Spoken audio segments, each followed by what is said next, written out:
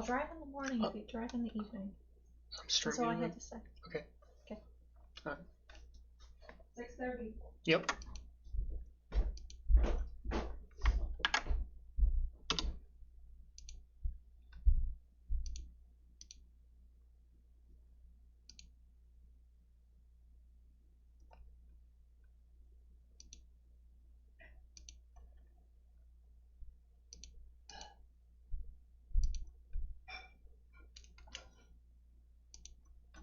Hello?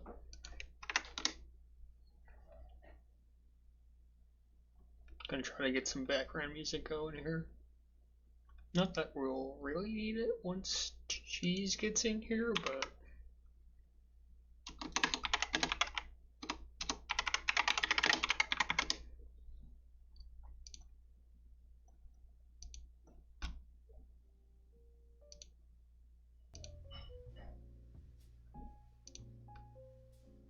what's up, Russ?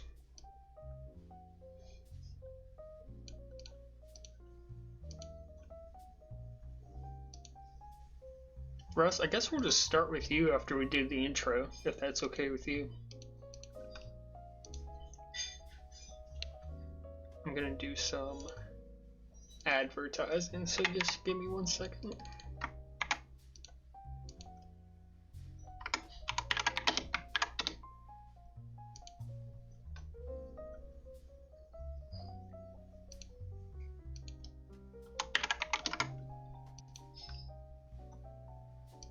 I'm gonna start the cam so Cheese can get in. I feel like I'm too close to my camera. Gonna back up slightly. Oh, I found Cheese.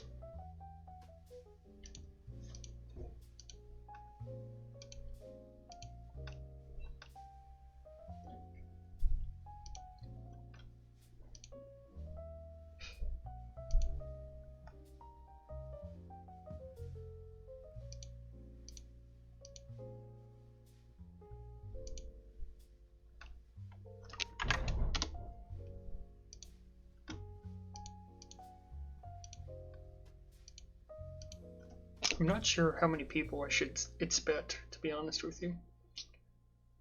We'll pull Cheese in right at 9 o'clock. I think that'll work.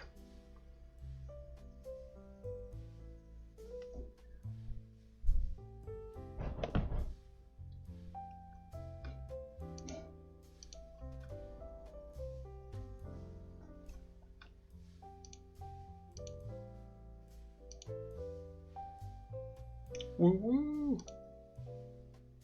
Timmy, good to see you. Alright, I'm gonna bring Cheese in. I hope I didn't interrupt something with Russ over there. No, not at all. Okay, good. I believe that camera link should work now. Okay, let me give that a try.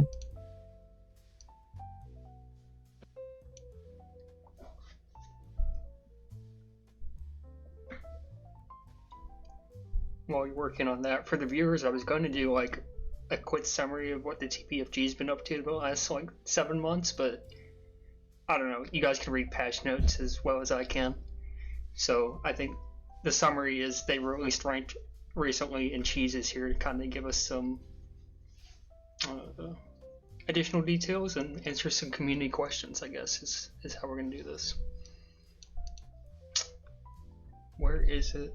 Selfie, selfie, selfie. Let me share you on stream here, Cheese. Give me 1 sec.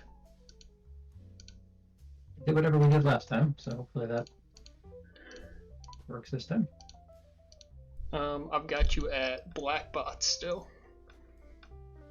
Yeah. Well, you did have to try twice the first time. Maybe it's one of those. True. Selfie, selfie, Scratch here.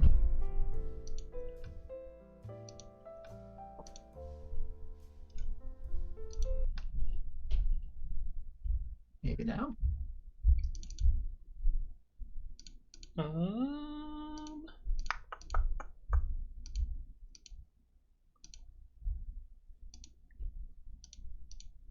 Nope, same black box here.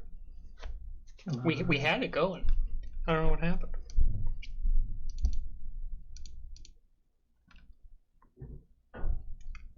It appears I've got two different Cheezedoodle sources when I open up my properties No. here. One gives me a little like computer symbol, and the other one's a person symbol, and I'm honestly not quite sure which one's the correct one. Boy. Maybe if I... Oh, okay. It's locked by another application. But that's what happened we got last last time, wasn't it? Yeah. That's progress. That's We're promising. getting closer. Okay, if I do that now, Yeah. please.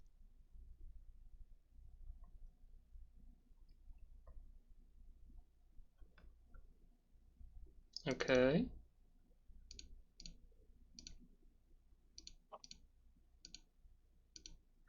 Same thing. I'm gonna go back to square one.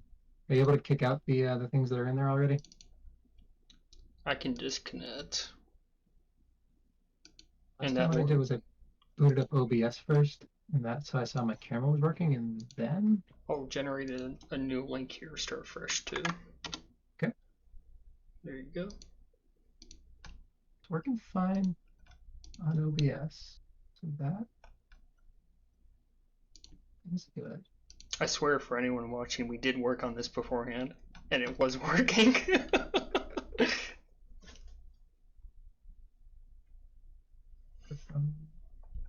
Is that?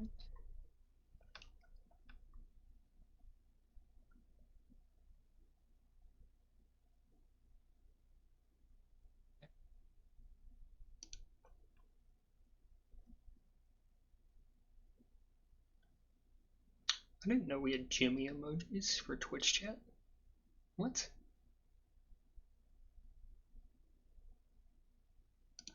Is that showing up anywhere? No. Okay. How about this one?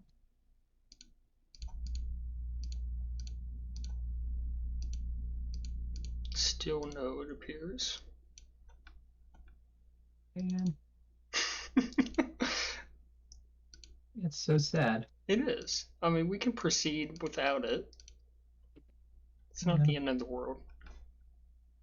I will just have to grab a screenshot of your Discord profile. It'll be a poor substitute, but I'll keep trying to figure it out as we go here. I can multitask, but it's, okay. All right, stream. Give me 1 second. You know what? Maybe I will just keep using the blood. Oh wait, I got you. Oh, it's good. What'd you do? No, I just pressed the same thing again. Okay.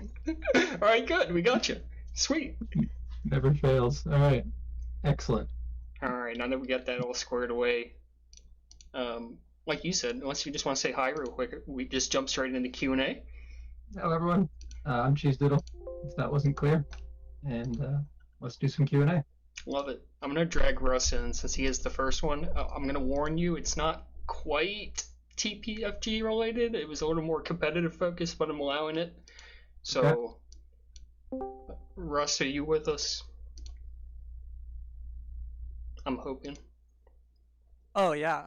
I'm so caught off guard by Cheezedoodle right now. I thought he was going to be way older. Looking good, Cheezedoodle. You want me just to launch into my question? Yeah, please go. Yeah. So it's not the most exciting question, but my question's about the competitive Tag Pro Discord specifically, and like the admins there. I know a couple years ago they put out a request for like mods or admins. I don't know if anything ever came of that, and since that time, I think like Fly and Waterwheel both kind of opted out of being an admin. So I think there's only Messi and Wayne right now, besides Cheese and Poet. So kind of the main question is you could just like enlighten us and pop the hood on how that works and what's going on there. Is it like, why do we only have 3 of us, or why, like, what are our plans, that kind of thing?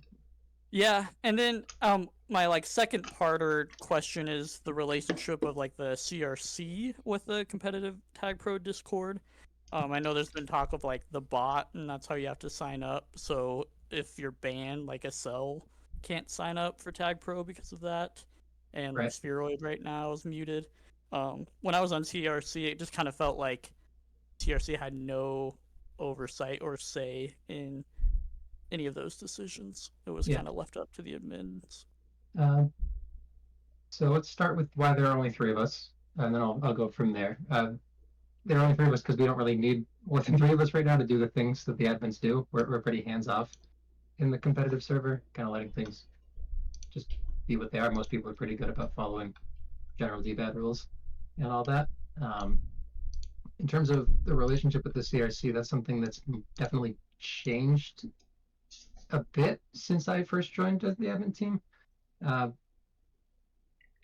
I think what we've done more recently is try to kind of segregate who's in charge of what with the league. And the only way to really do that is to get CRC is in charge of the league and the admins are in charge of the server. And if you try to blur those lines, you get some inconsistent standards for moderating and things like that. And that's just a lot to stay on top of as an admin. So more recently, it's really just been if the CRC wants us to do something, they can ask us to do that thing. And if we think it's reasonable, we'll do it. But past that, it's really 2 independent groups doing their own thing. For things like the bot, that's another thing where it's like the bot is Poet's bot. It's not the server's bot. It's not the league's bot. Poet just runs it, so we're kind of held to whatever he wants to do with it. So things like Excel not being able to sign up, that's really a CRC decision to not let him sign up, even though he can't use the bot. Like the CRC could say, okay, you can still sign up even though you can't sign up through the bot. They have full jurisdiction to do that. I think your question there is why isn't he allowed into the server? And that's because, like I was mentioning, we're completely independent. We, as an admin team, have decided not allowed in the server. The CRC has no ability to overrule that decision. Does that kind of get into what you were asking at? Yeah, that makes sense to me. That's really the only question I had. Okay. Thank you, Russ. Thanks for joining. All right, I'm going to throw you a softball here. Bring it back to more of a general focus here. Kaiser Soze sent me a question, and maybe you know where this is going. There's a pull request, I guess is maybe the best way to phrase it, a feedback request.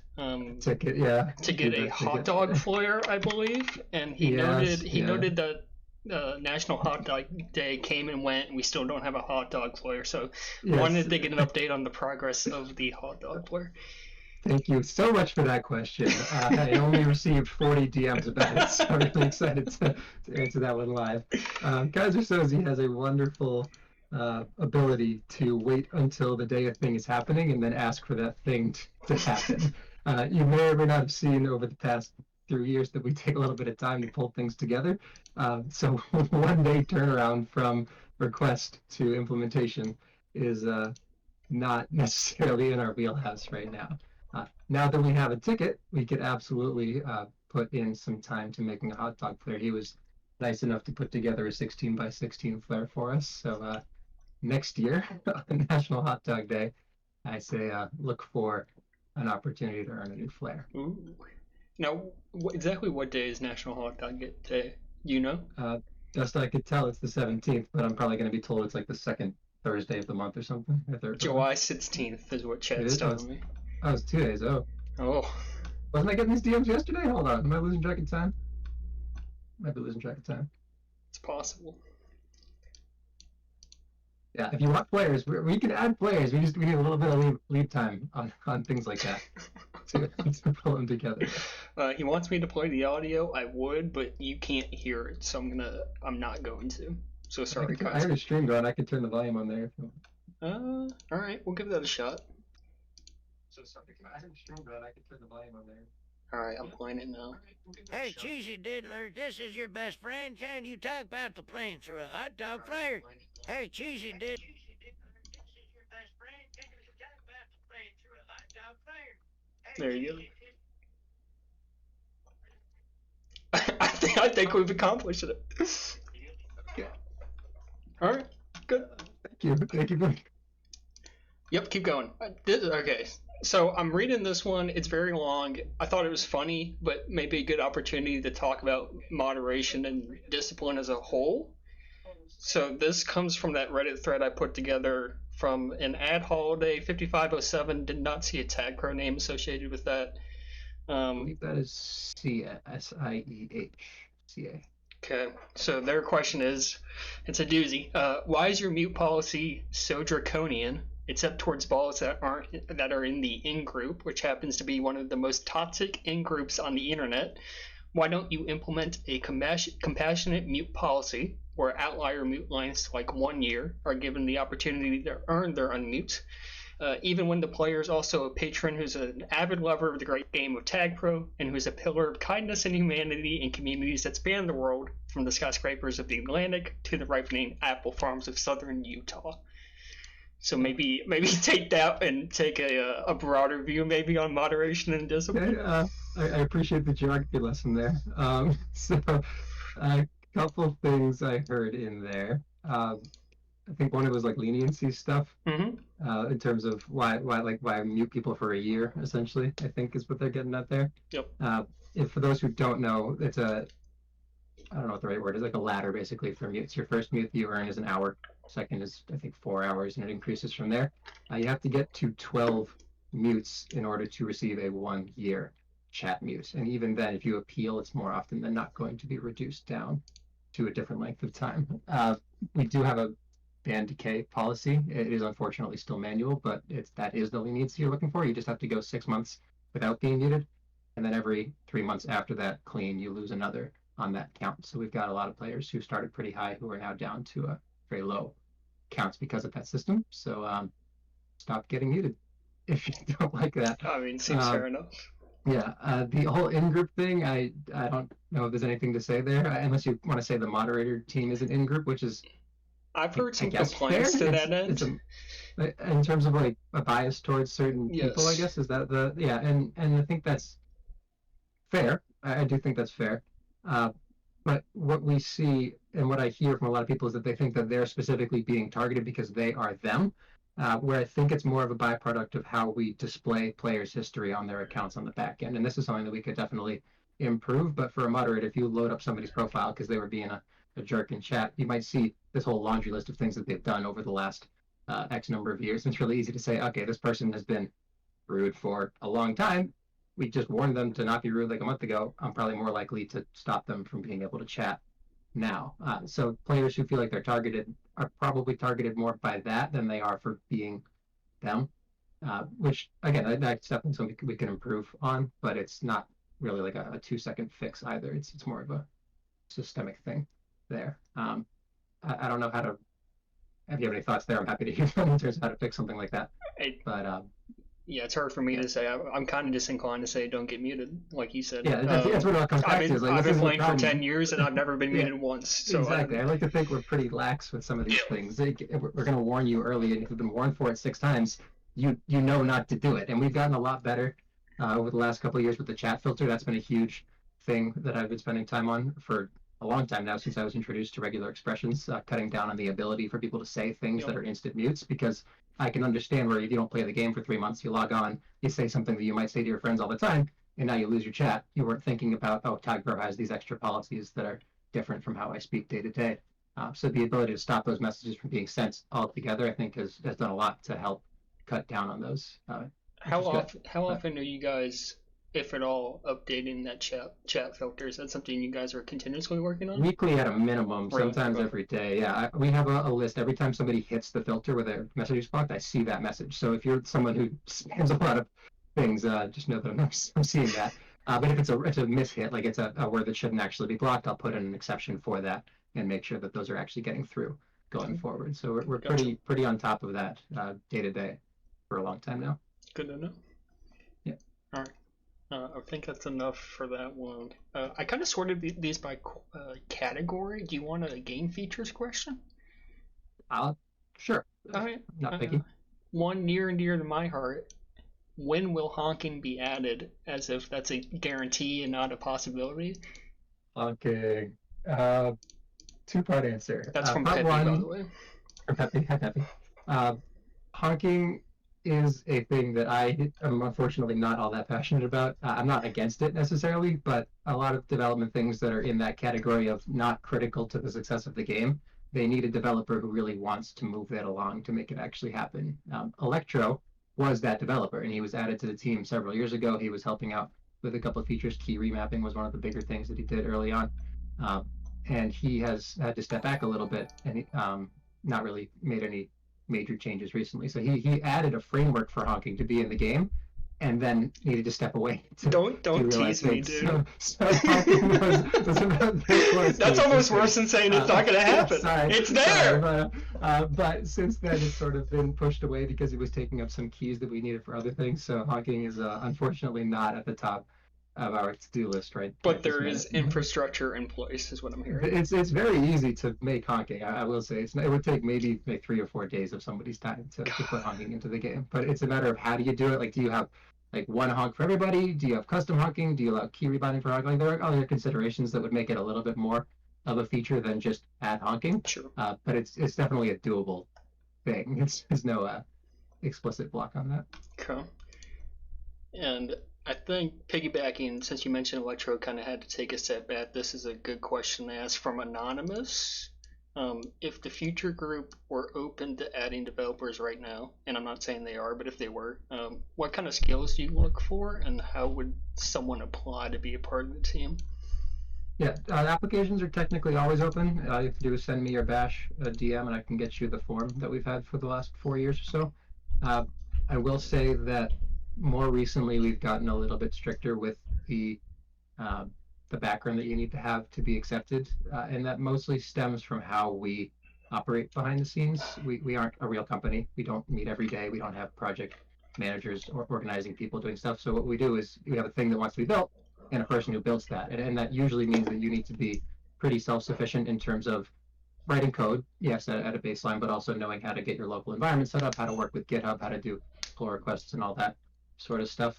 So if you are somebody who's interested in applying and you have a background where you can at least talk through the fact that you know how to do those things, I would say it's worth applying and we can have a conversation with you. There's actually an application came in 2 days ago, and we have a meeting with them next week, and then a full team meeting after that if that first meeting goes well, to see if they're going to be a good addition to the team or not. So we do get some applications that we have to turn down just because we don't know that it would necessarily be productive for everybody to add them to the team. But if you're interested, there's no harm in applying. We're not going to mock you publicly for not being qualified. Like, it's just, if you're interested, give us a shout. Well, Neon asked, I guess this is Neon, I'm not entirely sure. What's the lore justification for honking? Nabby, back in the day, made a honking script so that everyone who had the script, you could honk at each other. It was a lot of fun. And sadly, that script no longer functions, so we've been without honking, gosh, for years now. It's been horrible. Anyway. Alright, let's pivot into a personal question. Klotz asks, what's your favorite cheese and noodle combo? Do you have one? I guess mac and cheese. Oh, what a lame answer, dude. What are noodles and cheese together? I mean, like spaghetti and meatballs, I guess, but you don't put like it's not just noodles and cheese, right? I mean, what are my options? Like carbonara or something. You got Parmesan on that. I guess. This is a good time to tell everyone that I'm lactose intolerant, so I'm not really like a cheese kind of guy. It's not really my thing. What a fraud name, by the way. Yeah, sorry. Terribly sorry. All right. Let's go. Since that one wasn't particularly fruitful, let's do another one. From Tumblewood, what texture pack or user scripts do you play with? Texture pack? I am a sniper pack guy, which is the least attractive looking texture pack, if you had to ask me, but it's functional, and that's kind of my MO when I'm playing. Scripts, I don't believe I have any running, and that's not because there aren't good scripts out there, but I like to think that if I'm playing the game as it is, it motivates me a little bit more to find the things that are wrong and to fix them, and to at least make plans to fix them in the future. So I've stayed away from any sort of visual change scripts or anything like that. I would say I accidentally keep the key press indicator script on sometimes from the bots, but I promise I turn them off when I see that running. Oh, quick interlude. So I haven't followed your progress on the bots. Where do we stand? we stand. I've dumped so many hours into this. I saw this is you one were of those- streaming for like hours and hours, and I Yeah, tune I in had every to now and again. stop streaming. I didn't stop working on it, but I had to stop streaming because it got to the point where I'm going to try not to go too much into detail because we can talk for 3 hours on this if I wanted to. The way that the bot works is it has a bunch of data that you pass into it, and it takes that data and it guesses what to do with it, and it gives you a key press and it spits it out. In order to do that, it has to take a lot of data and do a lot of things with it, and that takes up memory in your computer. And if you have too many of those things doing that too quickly, your computer runs out of the brain space to do that calculation and to make that prediction. So when I was streaming, it was taking up some of that extra computing power and it was slowing down the bots. And so I made the decision that streaming is fun, but it's kind of cutting into my ability to get this project done and move on to other things. So I had to stop with the streaming. But where it stands now is I have crunched, I think the number, pull it up right here actually, I have 1,182 files with about 5,000 frames apiece. So I've been crunching actual games, taking the inputs and then turning them into a correct output based on what the next key that person pressed was. So I have about 30 gigabytes of data of just replays ready to be filtered through the model. And I've been setting up the model all day today to take that data and to make predictions with it. So it's getting there, I like to think, but I don't have anything to really show for it yet. And is your angle some sort of training tutorial kind of thing, or is there an angle you just want to learn about it? Or well, I started because I just thought it was cool. Yep. We'd spent like 7 or 8 months straight, like nonstop on ranked since last year, and I was like, I need to not do this for a little bit. And so Bash thankfully had taken over a pretty integral piece of the last release, and he was spending a lot of time on that. And so I was like, you know what? You do that. I'm going to do a thing that I actually want to do for a little bit and see where it goes. But the applications that I have thought of so far, and I'm perfectly open to suggestions on this, tutorial is an easy one. Mm-hmm. Getting people the ability to practice against a bot one-on-one for like an OFM kind of thing, super easy. An implementation that I've thought of that I thought would be cool is picking up for players who are AFK. Mm-hmm. Instead of having their balls be AFK, a bot jumps in. It might not be perfect, but it'll move around. That's better than nothing. Yep. And then if we had to low population regions, if there's nobody online, would you rather have somebody waiting in the joiner or playing 7 bots? I don't know if it's not perfect, but it's probably better than Oceania just having nobody running around when somebody logs on for the first time. True. So those are the 3 or 4 big things that I could see it being used right from the start with. There definitely seem like there are more applications past that, like comparing. Well, what we can do with this, you can feed only one player's data into it, and you can say, okay, this player on average does exactly this with exactly this situation. So you can take the top players and you can say you played this percentage of a top player with your game, looking at the stats on that. I think that'd be kind of a cool stat to maybe explore in the future too. So you can do more than just have a ball moving around with something like that. That is interesting. We'll see what comes of it. Well, now you got me thinking, like, gosh, for like scouting someone if I'm playing a competitive game, and like, can I just have a bot that's basically this person? You know what I mean? Interesting. See what it does. Yeah. So you can do a lot if you figure out what you actually want to do. But it's very it's cool. Fun. Is the bottom line for me. I like working on it, so I do. But, yeah, it sounds very cool. Okay, let's get to maybe the big one here, and I think this was the reason I initially wanted to do this. It was kind of a larger roadmap question about where we go after ranked, and for a lot of people that means a Steam release. So Misery asked it in the Reddit thread, so I'll give credit to Misery here. But is Steam a thing that you want to happen, that's planned to happen, and is there any like timeline you can share on it if it is a thing that's going to happen? Yep, all of the above. I can try a timeline. Timelines are always going to be imperfect because we're all volunteers doing what we can when we can do it. But I've posted this in a couple Reddit threads about the future group posts, so I'll just go through what I've kind of said there to start. Ranked was the first of our call it like the big 3, the 3 things that I thought the game needed to really have a chance at being successful. So ranked was the starting one. You've seen what that is. You've seen what we're trying to do with it. More changes coming in the next couple of days, just kind of bug fixes and all that. Step 2, after the ranked release, is the in-game shop. And I haven't given too much detail out on that. I think all I've really said is that it's going to be in-game currency, not like pay money to win kind of stuff. I don't have any interest in building a system like that.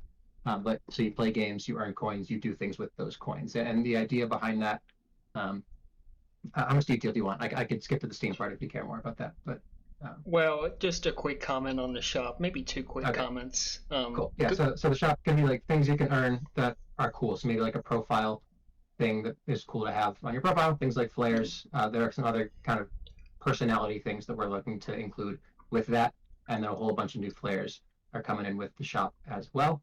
And it gives us kind of a way to incentivize people to do things more than just play around the site, because you have a currency in the game that you can use and promote whatever you want to promote. It's a little more versatile than just having flares that you award for things that people do. So once that's out of the way, Steam is the big thing, but it's not just a Steam release. If we wanted to put the game up on Steam today, or not today, but in like a month, we could absolutely do that. But the decision that I made, and I am the bad guy for this, holding the Steam release back. I don't think that the game, as it was 6 months ago or even now, would really be successful if it was just put on Steam and sent off into the abyss. Steam is pretty competitive, especially for games of our ilk. I think about like a Rocket League kind of thing, that they're just a better made game right now. It's just the fact of the reality of the situation. So we wanted to set up the things that the game needs to actually be competitive on that stage. And then with that release, you need to have some sort of marketing push at the same time. You can't just say, boom, the game's on Steam, now we have 1 million people. You need to promote that and make sure that you're posting things on social media and making sure that you're kind of spreading the word in all the different forums that you can get your hands into, so people come and play. So what we're working on and what we've been working on behind the scenes, I skipped over a step, which is a bit of a site redesign that's going to kind of go with the shop. But getting a core identity or a brand for the game that we can build everything that we're trying to promote off of is going to make our life a lot easier. So we've been putting together creatives, we've been putting together plans for visual designs, different elements, different features, and things like that. So once all of that is pulled together, the Steam part is the easiest part. We've had on 2 separate occasions, 2 different developers have bundled our site into an Electron app, and that's a thing that you could just put up on Steam with a little bit of extra time. So that part, very doable. We just need to make sure the game, like I said, is ready to actually do that when we get there. That makes sense to me. I apologize, I misspoke. I meant to say I was offering suggestions for the shop. That is a great that is a great venue for haunts. Number 1. Well, part of the trick there, I do want to touch on that for a second. Yeah, it's a free-to-play game, obviously. Yep. You don't want things to be locked behind a paywall. Absolutely. So you don't want to take features that everybody should have and put them behind some kind of wall. And I think honking would drift more towards the thing that everybody should have than towards the thing that only some players should have. Specialty honks, though. Like, everyone's got a base honk. Well, you know what I mean? Yeah, so think about it like cap sounds is a good example of a thing that could be customizable, not custom where you can upload your own sound file. That would never work in the real world. But customizable with options that we offer, things like that, for profile options that you can spend coins on. Yes, that's something that we've explored, and honks could definitely fall into that same category. That's it. Gotcha. And this one, not really a real comment, but I don't know if you were around, Y Lambda had made a tagpro.lol site years ago, and it was essentially you got tag coins for the number of games you played. I remember that. I'm sure it's long dead and gone, but I was like top 3 in tag coins, so I would like those on my profile whenever the shop comes. Wasn't there a whole alleged thing where you could send people coins? You could. Yes. Were you a benefit? Someone may have sent me coins. Yes. Okay. Fair enough. Well, you earned that in a way, so I'll give it to you. But yes, so a similar idea to that. But. Okay, so maybe piggybacking off how you're talking about how a Steam release is kind of in conjunction with a wider push to make the game marketable and have a core identity brand that you can promote to people. A question again from Anonymous here. So when that sort of, they call it a marketing push. So when that marketing push happens, would Egg Ball and Racing, 2 separate game modes within the current game, would they have a place in that? They say that racing scripts are already embedded into the base code, which I think I may have missed. And then there's a pretty popular Egg Pro script that Bambi's updated to be playable once again. That could be integrated for Egg Ball. So I think there are 2 questions there. One is, will we be including those game modes in kind of marketing the game as a whole? I think. And then the other one is about embedding the game modes more into the game as they are. In terms of marketing, absolutely both of them. They're things that the site offers. The marketing push should offer or promote all the things that we offer, right? You don't want people to not know about certain things that we think are cool that we have. In terms of promoting the ability for people to get to those game modes, that's something that would take a little bit more thought, because where do you go with this? You don't want to have, like, you queue up for ranked. You don't want to have capture the flag, neutral flag, egg ball, and like racing, like sick of the game. Like, you need to have a set like core of what the game is that you're trying to promote with the player size that we have right now. That changes obviously if you get larger, but you can't have all these niche game modes right there in everybody's face. But you do need to be like, hey, there's more that you can do with this game, even if it's just like private settings. You can make your own game modes right now with all the customizable options that we have. So egg ball is one of those things that should be promoted with all of those customizable features that we have, but it wouldn't be like a front and center, like, hey, come play egg ball specifically. It would just be more of a background thing. In terms of embedding, you said you weren't sure when the racing script had been embedded. I'm pretty sure you know that it, like, there's racing on the site. Yeah, so maybe I guess I missed it, but the way when I used to race, it was you had a third-party script that you ran while you raced and it counted laps for you and all that. Yeah. And now there's a racing mode within the game. Yeah, I may have just missed it. I don't think I knew that. That was like one of our biggest releases that we did. I feel like I would remember that because that's like what that used to be one of the most favorite things I did playing was that racing league we had.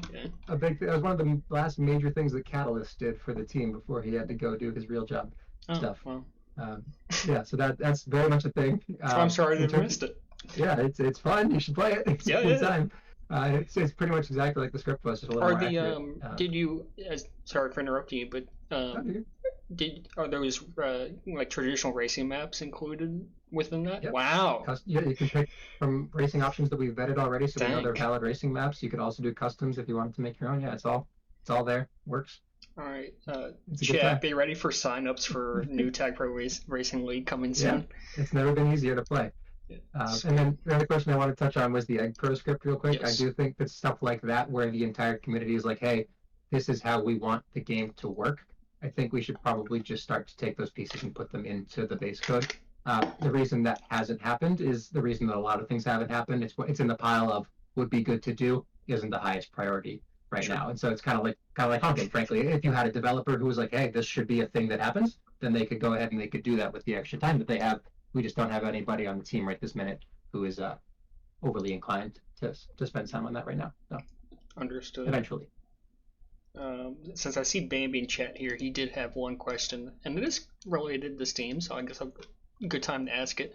And you mentioned something about how you could transfer the game over to Steam. I don't quite comprehend, but so he's asking, would the game still be in JavaScript and bots 2D? And then would people on the website be able to play concurrently with people on Steam? Or would that be the goal, I guess? Yeah, well how to explain the game exists on a server and the client connects to that server and then the game happens. So what we're doing with the Steam is you're basically taking everything that we have in your browser and we're saying, okay, instead of that being in your browser, it's going to be on your computer instead, which is just how Steam games work. So you're still connecting to the same server. Like, everyone's still playing the same game. You could be on your computer playing with somebody who's on Steam somewhere else, and it would work the same. It's just another avenue for players to get into the game. Gotcha. So the Box 2D thing is we are updating that soon. You'll see that in the next release. I'm sorry, maybe I missed it. Updated how? Box 2D, and we kind of learned this a couple weeks ago. It was written, I think it was C++ back in like 2007 or something. And then it was ported over to JavaScript by a project of people who just thought it was cool. And that's kind of what we've been using ever since. And it's not a project that's maintained by anybody. It's not an official thing. It just sort of is code that people have used for a long time. But there are newer versions of the same code that are actually updated and fix bugs that you might see for, like, an easy example is Mars balls, where they get stuck in walls. Like, that's an old bug that the original code just never bothered to fix. So there are newer versions that do fix things like that we plan to be bringing over pretty soon. So you'll see more about that in the next release. Gotcha, I like that. Good teaser. Dope asking in chat how tall you are. I'd met you the one time, but you were half a leg, so I think you were maybe an inch or two shorter than you actually are. Yeah. How tall I'm are you? 6'4". Okay, there you go. Yep. All right, you mentioned Mars balls. I actually did have a Mars ball question, which shocked me. But this one also came from Klotz, and I actually have a separate question off of this that I'll get to later. So, but his question was, when will a Mars ball map make it into competitive? I'd change competitive to ranked because you don't control what goes into competitive, which I think is a common misconception. That's my other topic that I'm kind of curious about. So that's his question. So what I changing it slightly. When will a Mars ball map make it into ranked? And I guess the question is if at all. And then the joke in second half of this question is do you admit a conspiracy against Mars balls? So. Yes, it's all there. Open your eyes, people. The ranked map rotation, while it was originally decided by me because we didn't have anybody else to decide it for the original release, we do actually have a ranked map panel that we posted signups for on the subreddit. We got applications for. We accepted a bunch of applications. It's currently similar to but independent from the map test committee, and they decided what the current ranked rotation is. So I could give you those names later if you want them, but I'm not making any decisions about the current maps in the ranked rotation. I've handed that off to people who care more and have better opinions about that. Okay. Similar with competitive, frankly, it's not me. I just set up the system that allows them to make those calls.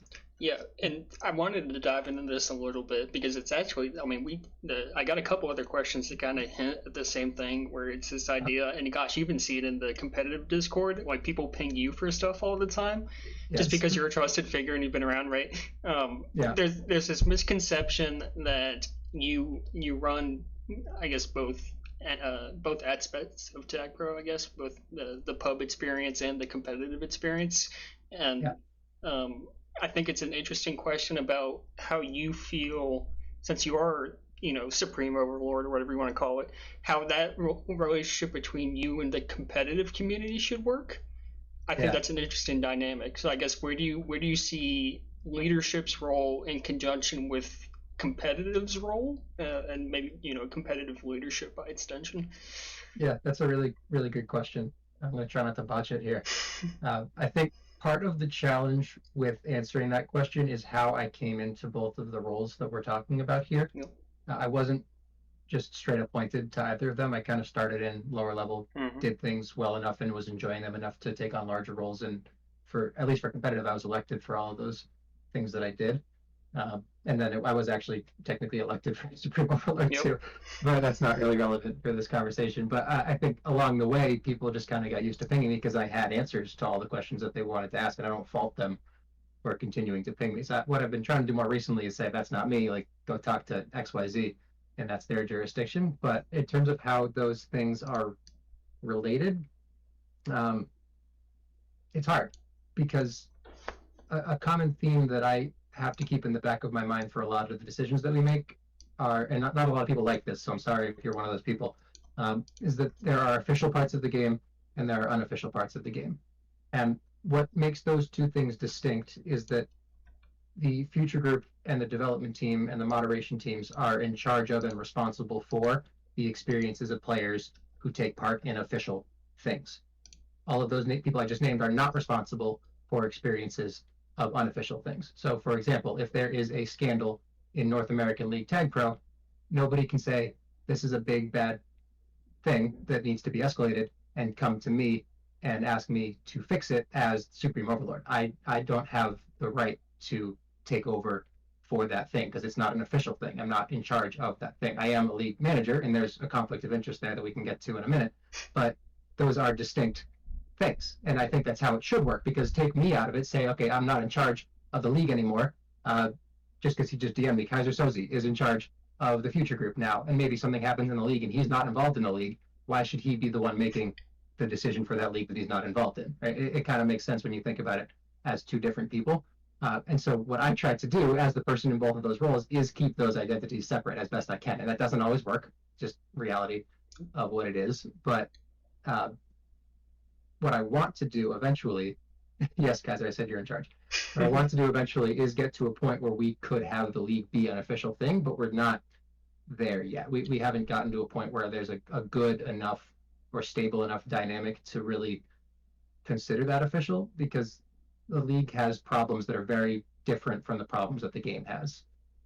Player counts aside, that is a shared problem. I'm kind of losing my train of thought on that one.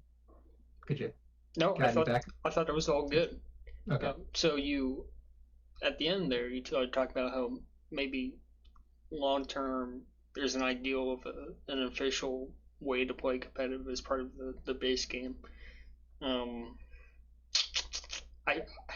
I've been kind of like on that mindset as I've been thinking about what would it, like, you know, let's say we achieve all the Tag Pro Future Group achieves all these things they want to achieve. You know, they hit their core 3 or 4 things they want to do. Steam release is a huge success. We start getting some, you know, large player base. It feels like there would have to be some sort of increased coordination between the official and the unofficial entities, and maybe even an official adoption by, you know, the official entity, I guess I'll call it. So I've just been thinking about that recently.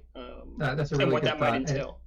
Yeah, it's a really good thought, and it's exactly the kind of way you should be thinking about something like this. And part of what I didn't touch on that you just got to, which is excellent, is that in smaller communities, you need to have some things that are unofficial to give people a little more leeway to do the things that they want to do.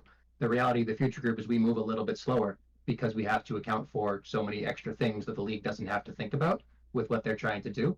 And so with a smaller player base, it's a better experience for the league to not be beholden to the things that we're trying to do long term. It's better for them to say, we're going to add in random rules to the rule book, or we're going to add in different pup settings. Like that's totally fine for the league to do. And it's fun because it is a thing they can do on the fly a couple times every year. The Future Group wouldn't be able to make those same decisions as quickly or as reliably over and over. Now, with a larger player base, say, multiply the number of people we have by 100, now you have a lot of people who want a stable rule set. Now they want things to be consistent. They want to know what they're signing up for.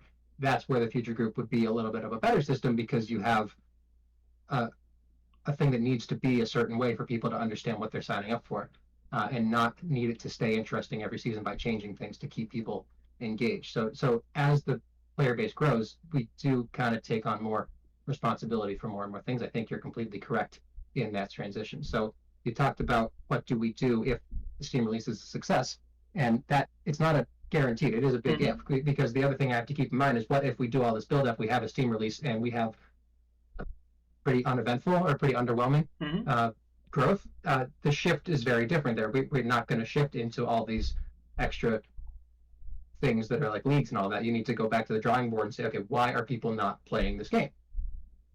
What do we do to change that? So that's kind of what we did at the start of this big 3 process. Because I don't know if you remember, I can't remember what it was, 2 years, a year and a half ago, we put out a big post that said it's time to market Tag Pro. We asked for donations. People were very generous with that. We added the new donor flare, and we had a whole marketing campaign. We went onto Reddit, we went onto YouTube, Twitter, TikTok, all the whatevers, and we had these ads going. We were making creatives, and we were doing what we could. I was meeting with ad reps weekly, trying to make sure that we were getting good engagement with different groups and all of this stuff. And the result was pretty underwhelming. Like, there were new players, absolutely. We had a little bit of a surge in signups and things like that, but it wasn't anything sustainable, and it wasn't anything that was really going to change the direction of the game. So that's when we said, okay, stop just throwing money at this thing. That's clearly not the solution right now. Go back to the drawing board. What does the game need to actually attract and maintain those new signups to the game? And that's where we came up with that big 3 that we're in the middle of doing right now. So if it doesn't work, it's probably going to be a similar situation. We go back to the drawing board. Okay, what else do we need to add to the game to make it successful? And then we would release whatever that plan is and go from there. If it does work, yeah, we can go back in the direction you were talking about. I think I wouldn't start with the leagues. I think you would work up into something like a league, if you even get to the point of a league. I think it would start with ranked is good. What's one step past ranked in terms of competitive? I would think tournaments. That's where my brain goes for the next step. So you would have daily tournaments, rewards for those, maybe even cash tournaments if that motivates people to sign up, kind of things like that. And then if that's a huge success, then maybe you can turn that. It's a much smaller step from a tournament to a league than it is from ranked to a league, is what I'm trying to get at. So that would be my progression if I had to make that call right now. But we got time. to figure it out. And I don't want It's to waste kinda all gonna our be a wait time and on this, but I do wonder, just speculating, like at some point, like I know you're talking about kind of the transition from ranked to tournaments and then from tournament to league. At some point, it feels like a ranked rule set would mirror a competitive rule set at some point in the future, potentially. In what way? Like game to game, or Like for example, let's say the MLTP CRC this season they instituted boosting JJs. That would be a change that's applied across the ranked rule set. Like that every game a person plays in ranked has a I see what boosting you're saying, JJ. yeah. So that would seem to probably get more intertwined. Those two things. I don't know I would if I'm think they off would base, have to but, be. yeah. It would have to be identical. I would say initially, at least, and that's kind of coming back to that larger group keeping things Yep. stable situation. And right now, we do have a bit of a discrepancy between casual and ranked. I don't think that discrepancy is going to last too much longer. There have been some complaints recently about the overtime rules in casual. Actually, there have always been complaints about that that I think have merit personally. But things like clutch time probably is going to make its way over to casual games in the future as well. Interesting. So yeah, I think that things would need to be standardized across all competitive formats if we were doing that officially. I agree. Okay. So let's get another one here, and I'm just gonna pull this one straight from chat because it's related. So now that we have ranked, and several people asked a question similar to this. They asked about new pubs, new maps, new mechanics, new types of tiles. So Kaiser's question is, could casual be a testing ground for these new ideas? And then are there ideas, or are we still maybe not at that stage? I don't know. I'll answer the first question first. I don't see casual as a testing ground for new features. And the reason for that is if you are a new player who enters the site for the first time, you only have casual games as an option, aside from private. You shouldn't be having constantly changing rule sets where people don't understand what's going on, or you have weird mechanics that are hard to explain to a newcomer. I mean, I think that things like clutch time might not be super intuitive for a first-time player, but you kind of have to decide the amount of confusion you're willing to put on somebody new. And I think that changing things constantly and saying that not just our new players confused, now people who only play once a month are confused too. And you make that problem worse if you're doing that. So you might have noticed in the groups drop down, there's an experimental options in the group settings, and we have a couple things, and I think that's where boosting JJs either is or was. That's stuff that we were suggested or that we thought of ourselves, that we thought, hey, maybe this could be a thing that we add to the game, but we need to see it in action before we really make a decision on that. And so what I would like to see personally with things in that section is players trying to put together pickup games, tournaments, playing the game, figuring out what the fine tuning is. We added sliders for stuff like that because we weren't really sure what the best number was going to be. I think with boosting JJs, something like 35% is where people landed on, if I'm remembering I was at correctly. 50 running my tourneys. That felt good, yeah. Okay, yeah. So again, it is a little bit of leeway in there that we would take feedback on before we make a real decision with that. So there is a list of experimental stuff that we have considered adding to the game. We haven't built most of it yet. And it's the kind of thing where you probably have one or two at a time. You don't want to add 25 new features that might or might not be added to the game because you can't really reliably test all of those. You might test them together and then you're not sure which one was good. And it just, there's too much that you would need to do to really make a decision with that. So that's the kind of thing that would be a slow trickle, adding in a little bit at a time. I think we have one coming in the next release that's about the length of power-ups and having them be decentralized from one another. So some power-ups could last longer than others. Interesting. I'd have to check the exact wording on that spec because I didn't write it myself. But things like that. So yeah, if you have ideas like that, absolutely go to the feedback tab, throw them in there. We read all of those even if we don't respond right away. And if it's a good enough thing, we do put a ticket in, or at least put it aside for conversation later. So definitely throw those things at us, please. Sounds good. All right, here's another lengthy question, and it's somewhat similar to kind of the topic we were discussing before about the separate entities between official Tag Pro and competitive Tag Pro. So Anonymous asks, do you feel there's an imbalanced representation of they call it public opinion between the competitive and casual communities? And if so, who do you think's been more vocal? And then the second half of this is, so with respect to that, like the internal leadership groups, like the MTC and the TPFG, do you even see like an imbalance in the competitive and casual representation at those levels? And I guess their question, they don't really end it on a question. I think what they're getting at is that a concern? Like, are you worried about the imbalanced representation of opinions from competitive versus not? I think ironically, everyone in my chat is a competitive player, and everyone watching is a competitive player. So that kind of gets the people in competitive tend to be the people who are most passionate about the game, right? So that it made sense to a degree. But I guess are you worried about the outside influence that they may have, and even in your internal high level stuff? That's a really good question, and it's definitely a valid concern. I think that there's, especially from the outside in, there's a good reason to think that might be a problem. What I will say, we're very, very fortunate that our most experienced and our best developer on the team is Bash, and he wants nothing to do with competitive.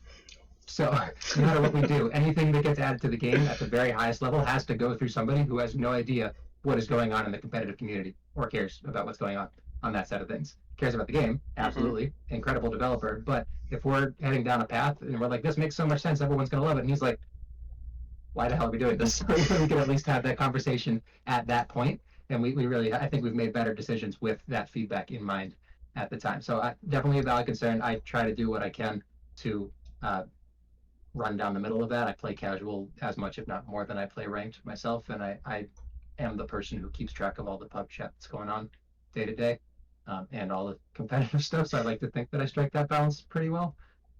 But I think you see bigger divides in the map test committee. That was one that was mentioned, but I think you're supposed to see a bigger divide in the map test committee because they originally were a public casual game committee, and they still kind of are that. So you're going to have a bias towards people who are playing that game mode, and I think that should be the case because they should be thinking about what are we trying to do. We're trying to make the game fun for people who are not playing competitive, so we're doing that. And there's definitely room for both. You don't want to only have casual people deciding the casual rotation because the ranked rotation and the ranked players are the ones who move the map meta along, and there's definitely a place for that. And we do have some ranked players on the map test committee too, so there's definitely some balancing going on there. I wouldn't say it's too polarized in either of those circles.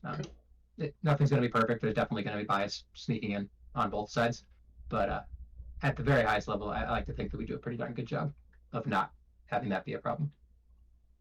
Gotcha. Good answer. I've got Anti-Read sent me a bunch of questions, and I think you've addressed some of them, but I'm gonna just read them off here, and I know we've covered some. So he's got like 5 questions here.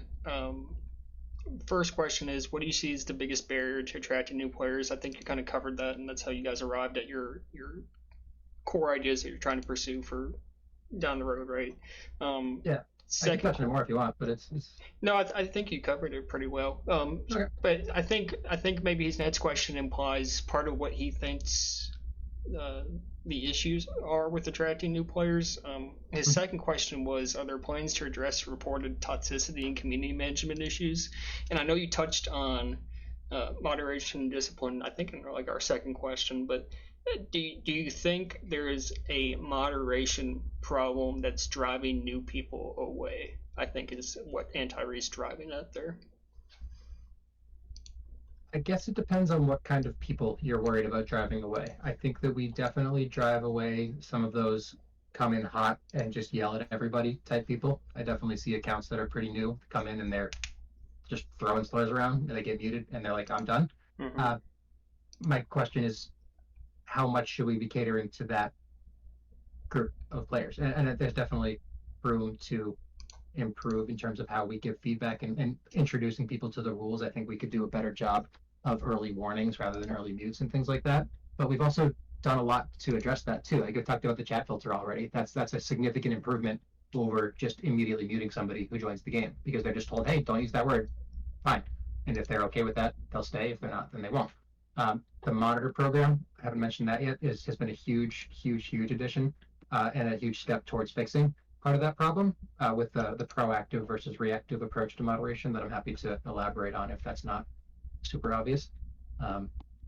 So I think that any community as small as ours is going to have a bit of a problem where not everybody can find their home in it. I think that's just the reality of what we are and what we offer.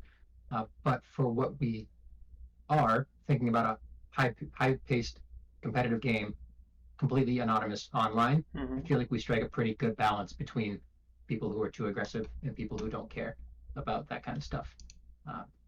Again, nothing's going to be perfect, and that's the kind of thing that I'm happy to have feedback on, but I need examples. I can't, if you want something fixed, I'm happy to have that conversation, but you can't just say we're being too aggressive or we're not being aggressive enough. I need to know, like, what are we not being aggressive enough about? What kind of chat should we be allowing that we're not currently allowing? Stuff like that would be a productive conversation, I think. So get in my DMs and we can do that. Let's see here. He also asks, why has the focus of development shifted towards niche features rather than broad appeal updates? I think I asked for examples. He actually gave me racing, believe it or not.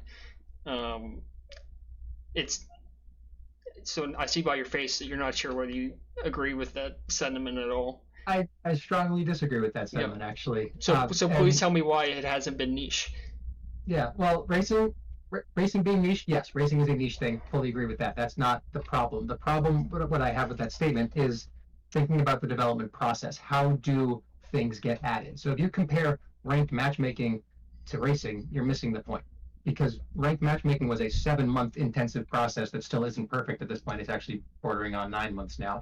And racing was a 1 week, this was fun to put together, and now it's cool to have as a feature thing. Like, it's not, we're not saying let's make this and let's not make this. We're saying we are working on this and it is taking time to make this thing as good as it needs to be. And also along the way, hey, let's toss this out because it's a good thing to add. And so I mentioned earlier that a lot of the things that we have that we plan to do are in the this would be cool to do pile, like the egg proscript, like the some of the features I've mentioned that are coming up in the upcoming releases, where it's not going to make or break the game, but a developer was like, hey, this would be a cool thing to do, and then they do it. And that's what most of our little features like that are driven by. It's just developers who are volunteers deciding what they want to spend their time on, which I think they have every right to do. And they obviously owe us a little bit of time to work on the bigger things along the way. That's what we're all working towards. Not everybody wants to spend all this time on the joiner. It's been miserable, but it's been a good thing that we've done in the end. So I don't agree that we're only focusing on these little things. I think that they're just things that happen along the way, and I think that's a good thing to pad releases with. I'm with you. Let's see. All right, I think his fourth question, and this feels like such a competitive question to me, but so he has, have server stability issues been prioritized, and if not, why? I guess, and this is always you got to bust out the ping plotter and the MTR, and is it a you problem? Is it a tag pro problem? Do you feel there's a wholesale server issues? Like, are you chasing stuff down constantly, or? We chased down most of it. The big thing that we had problems with, I think everyone knows about it, early on in the ranked release, we were having large lag spikes late in games. That's been fixed. That's not a thing anymore. So the problem, and this isn't, I don't blame people for having issues with this. It's just a reality of the internet. But people come at us and they say the servers are busted, the servers are trash. We have server logging. Like, if the server says there's nothing wrong on the server, there's nothing we can do about that. There's a company whose job is to offer us a server. They have logging on their server. We can't go to the server room and verify every single little packet of information is going in and out every second. It's just, if they say nothing's wrong, the best we can do is forward that information along. And so there is a little bit of room to say, okay, this provider versus this provider. But we had a whole thing about 2 years ago that you might remember where we moved from Dallas to Chicago. That was a really big change where we switched providers. We're running on, what was it now? Linode something or other. We switched over from one provider to another. I forget the details there. Sorry. But we experimented with like four different providers, I think it was, to decide which ones were most reliable in the places that we need them to be reliable. And this is what we landed on. And that's just what we can do. So Mudfish has been huge for a lot of players because that's a routing issue. And if you don't know what that is, I'm not going to take up our time here on it, but just know that your computer talks to a server. And if something happens between those 2 points, it's not Tag Pro. We exist over here. You exist over here. If this is a mess, that's something you have to be able to figure out with a VPN or with Mudfish. And we can help you with that, absolutely, but we can't solve that. We don't own the infrastructure between your house and the server. And I think a lot of people just kind of complain about those things because they don't know any better, and that's okay. But a lot of it is education as much as just fixing the servers that we have. Makes sense to me. Okay. Let's see here. I've got one from Horizon. What do stats look like for active players and wait times in pubs? And I guess maybe there's a break between ranked and casual there. They don't really indicate. And then what ideas are there for moving those things in the preferred direction? I think those ideas are like we keep coming back to kind of your core 3, core 4, whatever it is, Yeah. in your long-term plans. But I guess current stats for what we have as far as active players and wait times go would be interesting if you have that available. I don't have any super spicy numbers to share, unfortunately. I will say casual wait times for US East are pretty much back to where they were before the rank release. You can get games just about all the normal hours of the day. We had casual games going on Atlanta at 3:30 last night in the morning. I was playing them, so I can guarantee they were full before. They were fine. So US East is back, I'm going to say it. Central lagging behind a little bit. West has actually been up more than it was before ranked. People who are queuing for ranked, also queuing for casual while they wait, are ending up on Western servers more than they used to before the ranked release. Ranked wait times, obviously that's a problem. Obviously we're working on it, as we've said. What I will say that I'm a little embarrassed to share is that we had this whole release a couple of days or a week ago now with a lot of fixes on it, and it did solve a lot of the problems that we've been seeing in terms of like checkbox selections not being honored, and because of that, people are more willing to queue for casual with ranked now because they know they're not going to just lose their place for no reason. But we found a bug that has existed since the original ranked release that was making people wait intentionally because it thought that they were in a different tier. So yeah, that was a pretty tough one to find. So you're saying ago. rather than like if they were outside the tier, the collective so- group that was trying to make it would just exclude them rather than force the match Sort to of. happen. So Okay. there's a system that was built intentionally that is a good system on paper that says if you are in tier 1, and this works for more than just tier 1, but I'm going to use that example. If you are in tier 1 and there are 3 of you waiting also in tier 1, and there's a game with 4 tier 1 players going, you should wait for that game to end so that you could be together and go into your next game together. That works great if the tiers are correct. It does not work great if it thinks that everybody is tier infinity and it thinks that you're waiting for all the other tier infinities to get out of the game. Gotcha. And it doesn't send you into a game. Gotcha. So we found that. It should be fixed tomorrow, I hope. And so I'm hoping to see a significant reduction in wait times with that, because we've been pulling our hair out trying to figure out why we were seeing the behavior we were seeing, assuming that this super basic implementation was correct, and it's been wrong the entire time. So there you go. You have that information now. Put me on a pike. It's fine. But it will be fixed, and it will be better after it's fixed. It won't solve player count things. We're still working on that. It won't be like you're instantly in a game, but it will absolutely fix some of the issues we've been seeing along the way. So yeah, embarrassing, but that's the reality of volunteer dev teams. Yeah. I heard you say we're pushing that tomorrow. I think so. The fix is already up. I just have to wait for Bash to look at it and say yes, this won't cause everything to crash, and then send it up. So. Okay.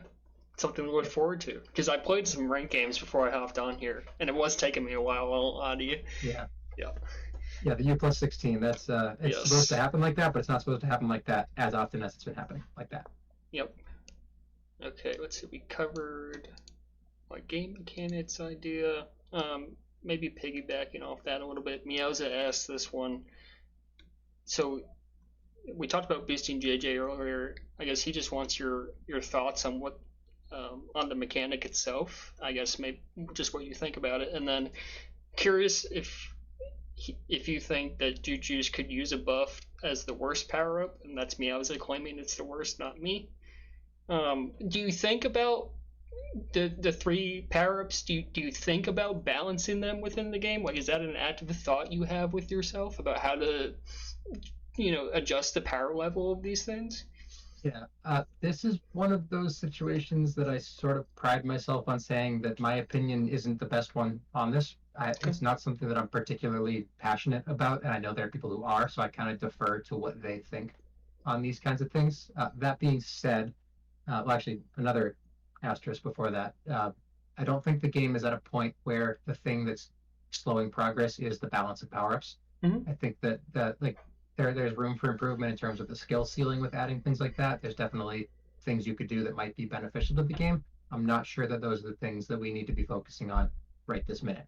But that being said, I feel like boosting Juju's is a natural progression in terms of adding something to the game that adds the spacebar in for another power up. That just seems like a thing that makes sense to do if you can get the strength down and all of that. I think there's nothing wrong with that thought process. I would love to hear Meowza and Rakji have a 3-hour cage match about whether or not the Juke Juice is the best or the worst power up because they're on opposite sides of that spectrum. Yeah. But I personally don't think that the Juke Juice is the worst power up. I think it's just situational more so than the other ones might be. But I'm always happy to get a Juke. I don't think that I'm ever upset that it was what I got. So don't give me yeah. a situational cop out. What's the worst pup to you? Well, it's a game of situations. What do you mean? No, stop it. I mean, clearly Attack Pros won regardless of the situation. If the flags are both in base, I don't want a Juke Juice. If a flag is out and I am chasing, I absolutely want a Juke Juice. But I'll also take a rolling bomb. You can work with that now with the spacebar diffuse. So I don't know. I think that Tag Pro is more of an issue than the Juke Juice or the rolling bomb. I think it's still a little bit too strong. I think it still decides the outcome of games a little bit more than it should.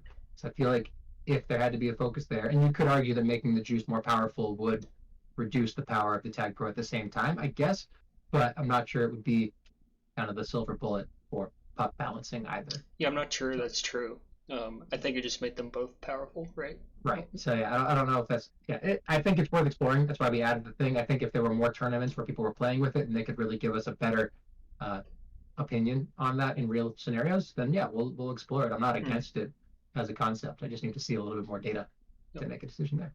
And just as an aside, like for people who complain about Tag Pros, it is the name of the game. So like I'm okay with it being good, you know what I mean? But anyway. Yeah. Okay. This one I thought was a fun question again from Tumblewood. We've had a couple from him so far. Are there any community projects you'd like to see happen? Whether that be like community events or user scripts, things like that. Go ahead. Still left that. I'm thinking. So. Say again. I'm sorry. I'm still thinking. What was the other half of the question? Oh no, I was just gonna expound on that myself a little bit.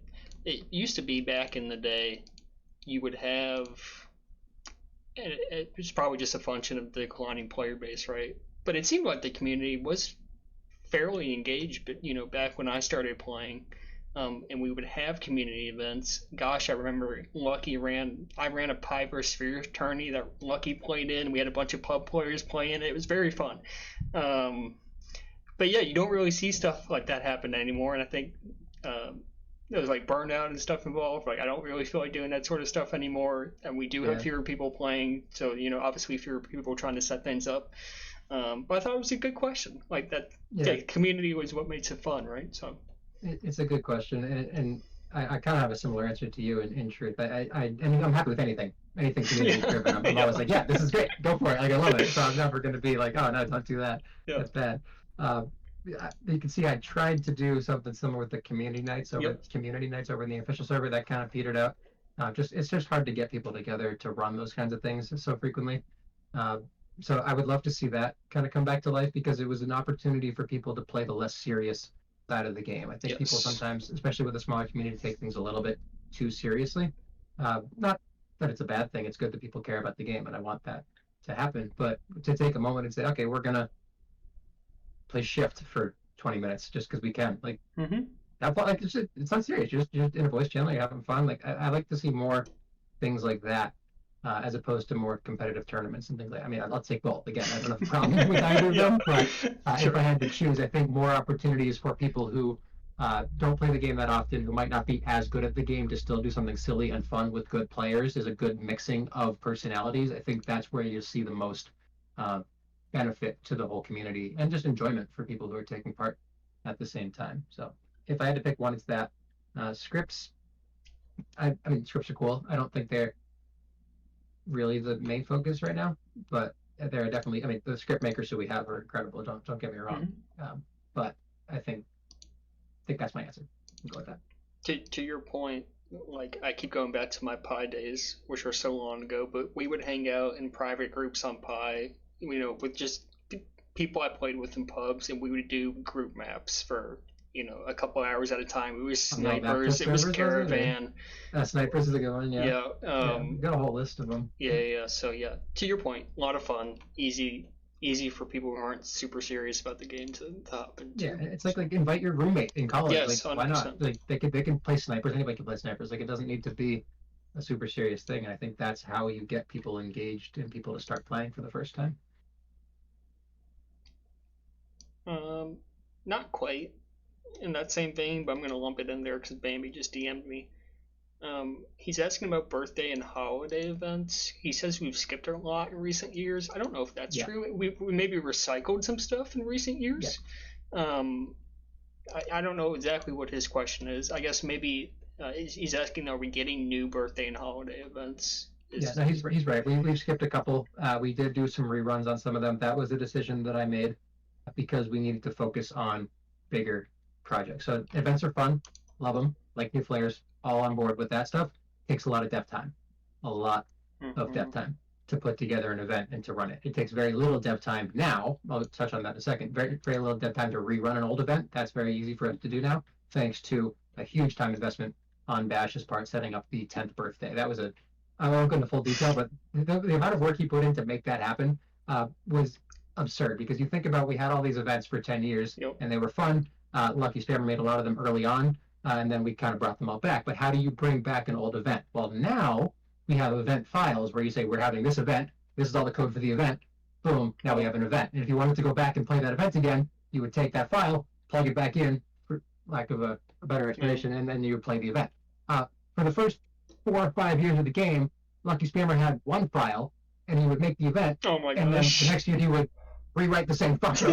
And go back through that file and find the old versions of the original events, to pull them all back forward and make them their own thing, and now we can run them because of him. But just the stuff that he had to do to make that a thing on the timeline that we had to make it happen. Like nobody really appreciates how much he put into that to make it happen with the quality that he did. So aside from that, though, yes, we did stop doing events. That was a decision that I made because I felt that the time we were spending on them was good and was fun and did attract new players, but not at the frequency that we needed it to be to make up for the lack of development progress that we could have been making in that same time. So once we get the Steam release out, events is a great example of the kind of thing that we can shift our focus back to with a larger or growing player base, because that's a good thing to keep people engaged. But the focus right now, unfortunately, is not on getting people engaged, is on getting the game good so we can actually get people in, and then we can focus on all of those things that I think are good. So good question. Yep. I'm going to go back to the Tumblewood well here. Is there anything you'd wish you'd done differently with the ranked release, or anything with the Type Pro Future Group prior to then? Well, I just maybe a long thing list. I wish I had done differently. I wish we'd found that bug. Yes, yeah. But I guess maybe conceptually. Yeah. You know what I mean?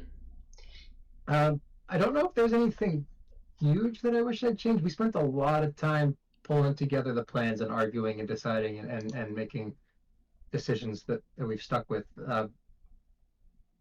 I can't think of any major things that I wish we had done differently of that. Yeah. Do you think? And I'm not.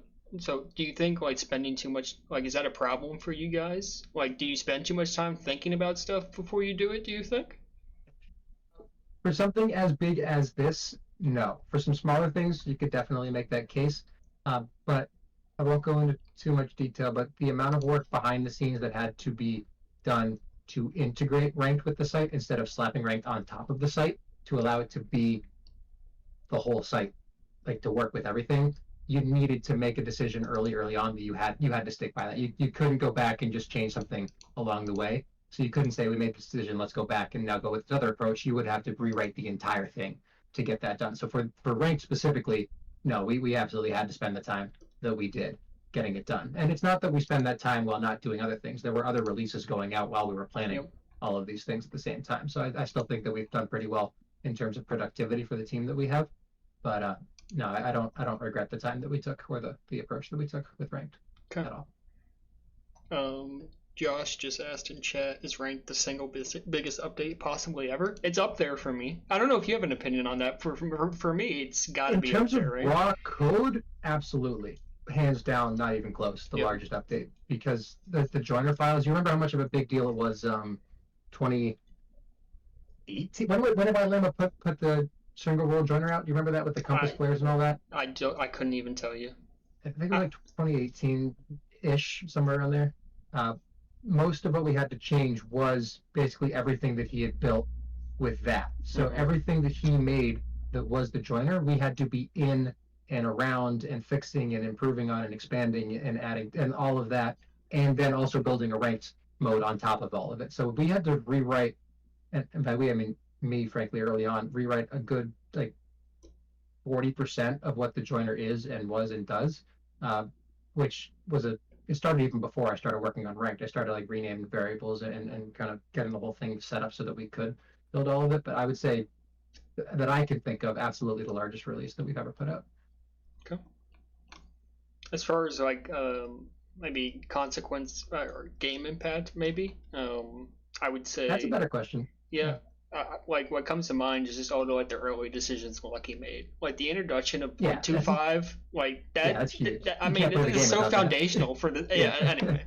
All right. Yeah. We'll move on. Yeah, and then you could argue like the next biggest behind that, maybe like the rolling bomb change is a huge one too in terms of kind of game impact. I'd have to go back and look through the changes that were made to really make an informed decision there, but it's a good thing to think about. Yep. Josh, we did touch on new experimental ideas, I guess, as far as tiles, pups. I didn't touch on tiles though. Sure, I was touch on talking tiles. about. I was talking about game settings with that other answer in terms of like sure. the Juke Juice Boost example. Tiles is a slightly different issue, and that's why I kept it separate, because new tiles are good. They change the meta, all that, all those same answers in that way. The biggest holdup with new tiles is texture packs and how people see the game. So if you wanted to add a new tile that was a spike shape, but it was a wall, I don't know if that would be good or not, but how do you display that to everybody? You would need to either have a default texture that looks out of place for 75% of people, or you would need to not have anything and now it's a void. Neither one of those is really great, especially if you're adding multiple things where people can't really tell what they are because they just have some default image that doesn't make sense to them. So what we have going on right now, Pingu has been a huge part of pulling this together, is just options that we have for new tiles. Once we get to the point that we're ready to add them in, and that ties back into the when is it time to progress the meta conversation. Once we have all those, we're going to say, okay, one big release, boom, here's like 10 new tiles, go, adding in all the texture pack changes that we need at the same time with that release. So that's not a thing that's in progress. I won't lie, that's not anywhere on the short list to do, but definitely a thing that's in our minds and under consideration. So. Yeah, I'm sorry for trying to breeze by that. That was a good explanation. Thank you. Let's see here. Let me give CB Tetson a shout here. I think you probably know the gist of his question. This is about flare. 1K donor flare when? Yeah, okay. 1K donor flare when? We aren't trying to do anything with money right now. That's just the reality. Like, we put the $500 donor flare out because we needed the money to do that marketing push that we had talked about. So maybe it's a situation where we get to the Steam release and we're trying to do all this marketing and we do a similar thing where we go to another donor flare, but we're not just trying to get money for the sake of getting money. Nobody's getting paid right now. Like, we're all volunteers. So we just go sit in an account right now. Yeah, it'd be cool to have a new flare. I understand that side of it, but I'd rather have it be like a whole community come together, donate to do this, rather than just, hey, give us money so we can sit in an account and not do anything for the next 4 months, 5 months kind of thing. So makes sense.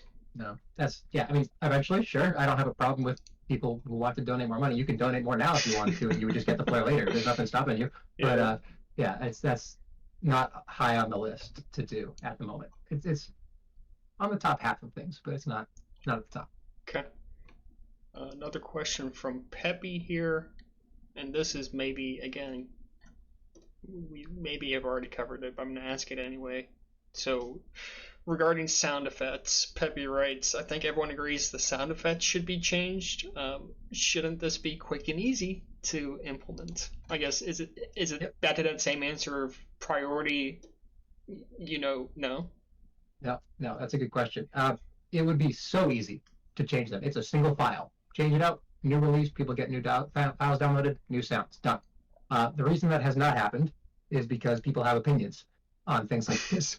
And this is more of the identity of the game thing that I touched on with the Steam release. So we have plans, and Yelp has been a huge part of this. I think some people have seen the scripts that he puts out that allows different sounds to be plugged into the game. He's been streaming with different sounds for a couple of years now at this point. That has been an ongoing process for us. We've been working with him, and he's been mostly leading that charge, setting up what will become new sounds for the game. But those new sounds need to line up with the look, the feel, the identity of the game that we are trying to make. And so people are going to have opinions on that. We need to offer the ability of people to change the sounds that they have as well. So we're thinking right now, and so this isn't concrete, this could be changed, but sound packs where you can choose between, kind of like texture packs, different sounds for different things that happen, mix and match them if you want to, but have preset ones that you can pick from, but all with the defaults tying into this new look and new feel that we go with going forward. So very easy, but also extremely hard, because you need to really have a bigger plan to pull together an actual good decision. Say, I could make your woo woo yeah be a fart sound if I wanted to tomorrow. That's super easy to do, but it's not really going to change the direction of the game right this second. Yep, understood. Okay. Let's see here. From OK Wish 6573. Again, I don't know what Tag Pro player that's tied to. They ask, how does strong community feedback affect your developers? Quick note, effect versus affect. Please learn the difference. And then secondly, did I mess that up? No. Where to go with that? But so I guess the way I read their question is, when he says strong community feedback, like I think like the huge reaction that when Lucky tried to implement Tag Pro Next, I guess like strong emotional reactions to changes, how does that affect how you guys choose to develop? Is how I read that question. That's a good question. I think underwhelming answer, probably not as much as you might be expecting to, but I want to kind of unpack the why on that. Thinking about Tag Pro Next, you have Lucky Spammer and Lambda making a huge change that obviously you know the story there. People weren't super happy about it. A lot of stuff on both sides there. They were a small team of 2 people making a very large change. We are a larger team of about, 10 people, give or take, who make decisions as a group. So there's no one person being targeted by all of the feedback that we get. And the other side of it is that I was the head moderator before I was on the future group. I don't really, like, you can yell at me. I don't care. I could take it. And I like that people do that, because it means that they care, and it's usually good feedback that we can get from this. So in terms of people being unhappy about things, I'm just glad they have any emotions about it, frankly, because it means they're invested in the game and in the outcome. So I try to take the things that they're trying to say and not the things that they're actually saying out of it. Like, what are they upset about? What can we do? Is it a reasonable concern? And make something productive out of it. I'm not really concerned, and I don't think that makes its way to the other developers that we have either. There's obviously people have feedback, and that sometimes that feedback is rude, and that can sometimes be a bummer, but it's not changing what we do or how we do it, I wouldn't say. Okay. All right, so I think we're just about at only personal questions left, so I'm going to ask you a couple personal questions to close this thing out. So from Peppy, do you include your Tag Pro work? I think, are you still you're a grad student still? No, I'm a physical therapist. Are you really? Okay. Yeah. I was in school when we met in person. Yeah, yes, so right. Unrelated. I've been out of school for over a year now, yeah. Yeah, so unrelated to what you do professionally, do you, and I don't know if you're job hunting at the minute, but do you include Tag Pro as like in your resume, or I guess you want to have a portfolio, but is that something you talk about professionally, I guess is the question? That's funny. That's funny. Let's see. It is technically on my resume, but I'm not, like, I don't job seek, because I work in a hospital. Yep. That's where I work. I don't have, like, healthcare is different than some other professions are, so it's not really the same. I did add it to my resume when I was applying for my like internship opportunity, because it's just another thing to add in, because why not? But it's the kind of thing where you get accepted or you don't based on the interview for the most part, and you're like, no one's really looking at it, so it was more of a joke to add that in. So yes, it is on it, but it's not really a thing that I am leaning on too heavily either. It's just more of a fun thing that I have in my back pocket. Okay. From Riley, and I actually like this question. What compelled you to help out Tag Pro? And obviously you've done more than help out, I think we can safely say. But so he says it was obviously in need of help, but you still had there were developers, I think, at the time you got involved still. I think Lucky was maybe still kind of around. Like, do you... Oh, I think I lost your camera. Are you back? Yeah, I jumped out and now I'm back. I can still hear you though. Okay, yeah. So Riley asked, what compelled you to help out? It was obviously in need of help, but still had some people involved. Do you feel he phrases it as tag pro your baby? I guess, do you feel such a strong connection to it? Um, I don't know if I feel a paternal connection to it, but it's definitely a thing that I care about. I don't think that that's an interesting question. I don't know, why do I care about this game? Mhm. Why do any of us care about this game? It's interesting because I kind of worked my way up into this role. I didn't just go like, hey, I'm doing nothing and now I want to be in charge of everything. I started out back in undergraduate as a moderator, Mhm. and I was a mod, and then I was doing well at that, and they were like, hey, you should be the head mod, and so I did that, and then I was invited to be a Discord server admin, and I was like, okay, I'll do that, and then the whole OPH thing and the transition committee, and I was added to that, and then I was elected onto the CRC. So I was just doing the things that I thought I could do well, and I kept getting elevated in those roles with the work that I was doing. So even the role that I'm in right now is Supreme Overlord. I didn't even join the Future Group originally. I didn't apply to be on the Future Group. I never actually submitted an application, but I was the head moderator at the time, so they started inviting me to the meetings to have a little bit of feedback on some of the things that they wanted to hear from me on. And from there, I just started giving other feedback because nobody else was giving feedback on certain things. And then Lucky was like, we need somebody to make decisions. Let's have an election. And I was voted in for the top from that. So like, I just kind of have been progressed through all of these stages because I enjoy doing the work, and I feel like I do a pretty good job, all things considered.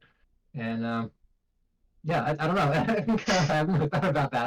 I think it's fun. I Yep. like what I do. I think it's a good thing. It's a cool thing that we have built as a community, and I don't have a reason not to keep doing it for now. Sure. So I'm gonna keep doing it until I can't. So This I was don't know. not a question, but hearing you talk made me think of it. Do you get to this level of involvement with any other outside hobbies you have, or is this kind of No. all consuming? Oh God, no! I would be a husk of a human being if I was doing that. What else do you do for fun, though? For fun. You're back to running, I hear?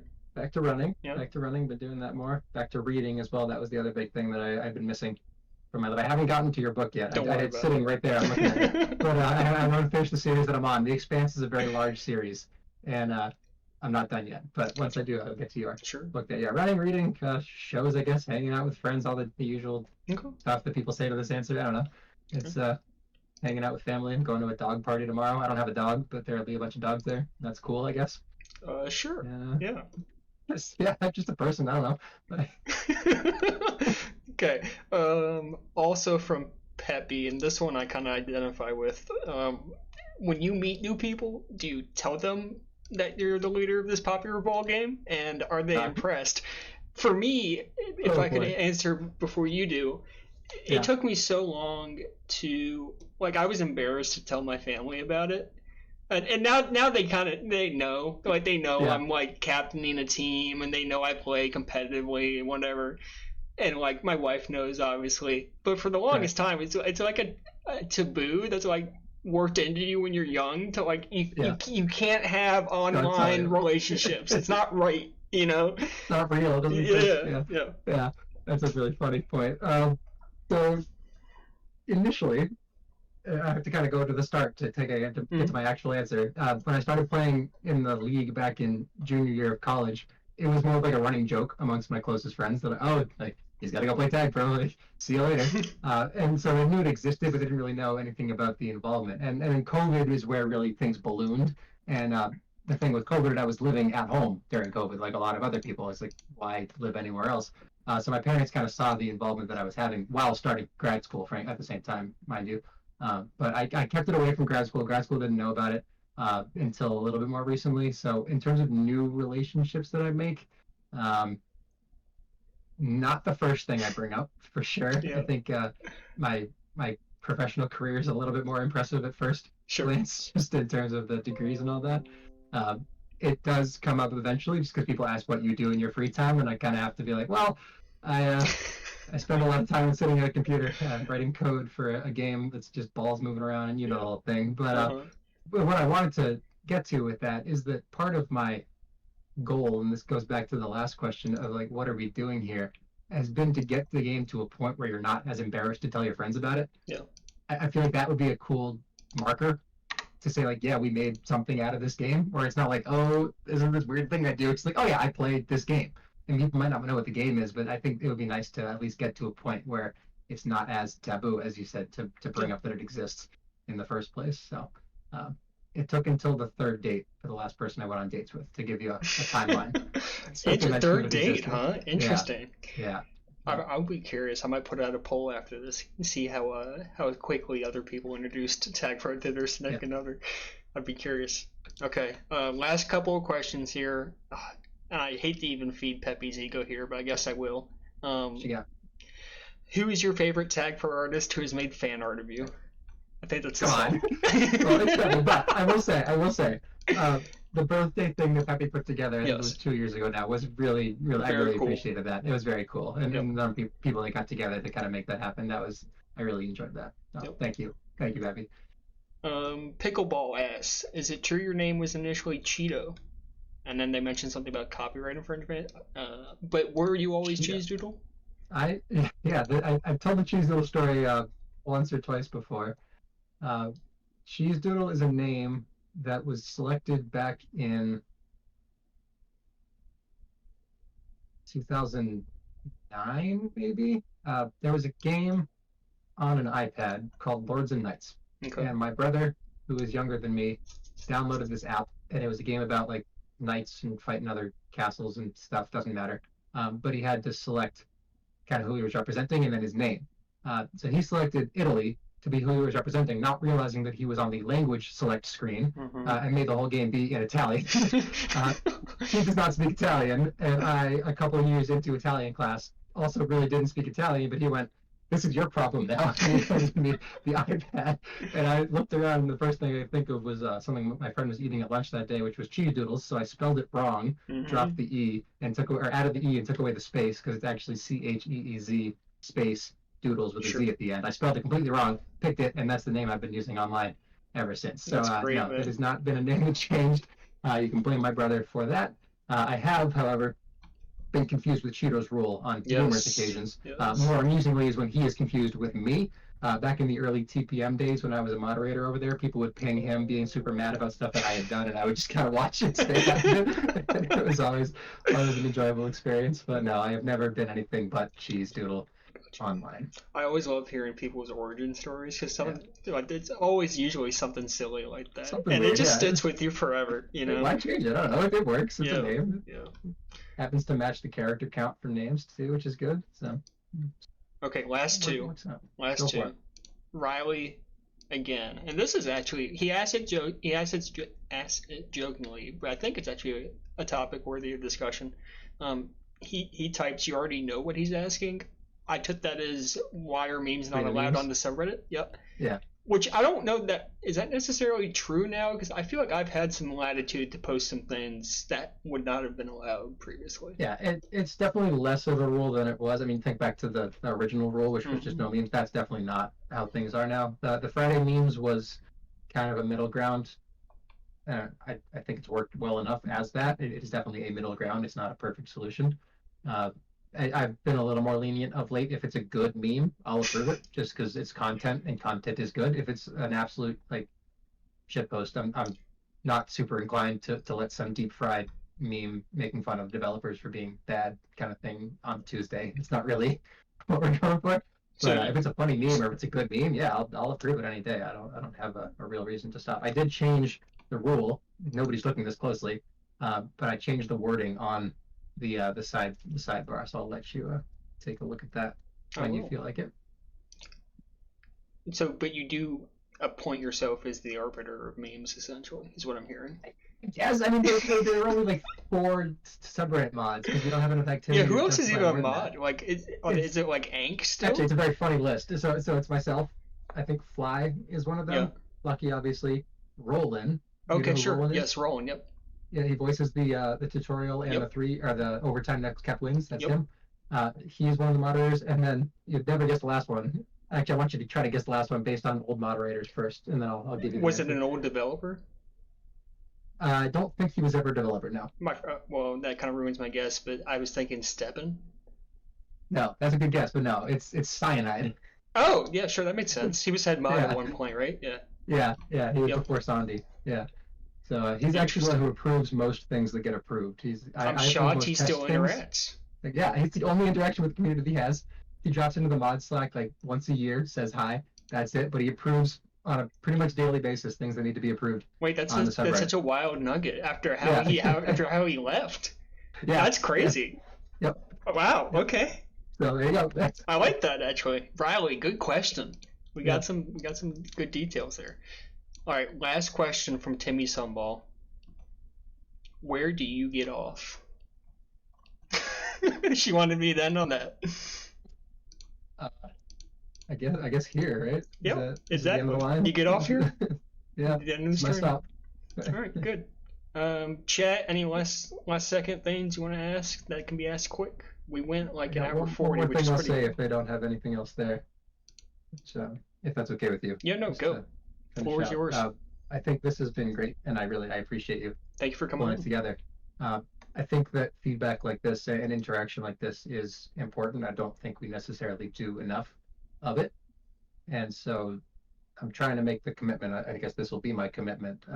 I'd like to start doing streams that I'll host. I won't make you do this every week on Fridays, for two reasons. I'm gonna have it open forum. People want to come and talk about stuff, that's okay. But the main focus of those streams is going to be working through the last year and a half of backlog of the canny posts and the feedback tab. So right now we have a couple hundred posts of people saying, I would like you to add this to the game, and us either ignoring it or getting to it 5 or 6 months later. I'm going to commit my Friday early afternoons to sitting down on stream and slowly starting to work through that giant pile so that we're getting feedback on everything, recording the stuff and making sure we didn't miss anything that we actually want to add to the game, and allowing people to be a part of that process as we work towards now with it. So I love it. that's my out thing there. I'll put a post on Reddit later with more details there. And yeah, this has been fun. Yeah, Cheese, thank you again for hopping on. I know it's a big time commitment on a Friday night, so very much appreciate you stopping by. Okay. Yeah. And I'm excited to tune into your streams on Fridays then, I guess. Yeah, come hang. We'll start probably next week. There we go. Well, sounds good. We'll end it there. We'll Sounds good. talk to you Thank you, later, man. Uncle. Thanks. Yes, you will. See you. All right, stream. What a great stream. Thank you, Cheese, again for coming on. I think more detail on what he's thinking than we could have ever hoped for, so I appreciate that. Content. My next scheduled content, I will plug myself. We got Clutch Time on Monday. Miners Foci 4, some really good matchups coming. You'll see Koos and I respond to those matchups Monday night. So please tune into that. We usually have a good audience. Should be a really good couple of playoff series. Bambi, how did I decide on my username? It's a combo of things. Back in the day, and you might be too young to remember, which I hate saying, but like iTunes was still super popular as a way to like get music onto your phone and things, right? And I would never want to pay for music, so I would download songs through like sketchy apps on the Android App Store, and I would so like I tried to download Mr. Brightside by the Killers, and ended up downloading a Paul Anka cover of it by mistake. I thought it was a funny cover. I had no idea who Paul Anka was. Later on that same year, I was a freshman in high school. I downloaded a game on my phone where you made a character and you had to give it a name, obviously. And so I went Paul Anka as the name, and when I got to college and started playing Tag Pro and started thinking about ball puns, that was kind of the natural progression to go from Paul Anka to Ball Anka. So not really a great origin story, but I guess maybe a little unusual. I thought the way I got there is interesting. But yeah, that's how we got Ball Anka. Okay, but that's it for tonight. I gotta wake up early tomorrow. Again, tune in Monday, probably around 10:30, 11 o'clock, something like that Eastern time, for reaction to Miners Foci 4. So, thanks everyone for tuning in. We'll see you next time.